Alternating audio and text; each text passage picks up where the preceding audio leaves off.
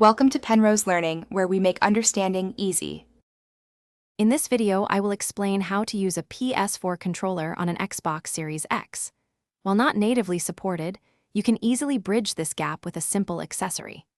This guide will help you connect your favorite PlayStation controller to your Xbox console, allowing you to enjoy your games with the familiar feel of the DualShock 4. We'll cover the necessary equipment and the straightforward setup process, ensuring you're ready to play in no time. To get started, you'll need a few key items. First, a third-party adapter like the Brook Wingman XB or Mayflash Magic S Pro 2 is crucial. This device acts as a bridge between your PS4 controller and the Xbox. Of course, you'll also need your PS4 DualShock 4 controller and your Xbox Series X console with an open USB port. A USB cable will be handy for initial setup and any necessary firmware updates. 1, 3, and 6.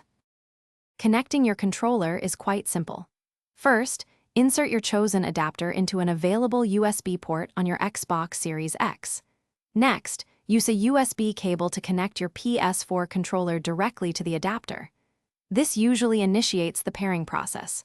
Once connected, you can often unplug the cable for wireless play, following your adapter's specific instructions. Remember to check for and install any firmware updates for the best compatibility and performance.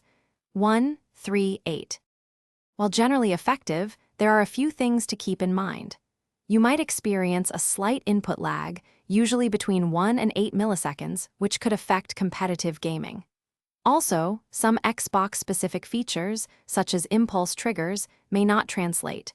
Always ensure your adapter's firmware is up to date for continued compatibility. As an alternative, you can also use your PS4 controller for Xbox Cloud gaming via the Xbox app on a phone or PC. 1, 11, 13. Thanks for watching. If this was helpful, leave a like and consider subscribing. See you next time.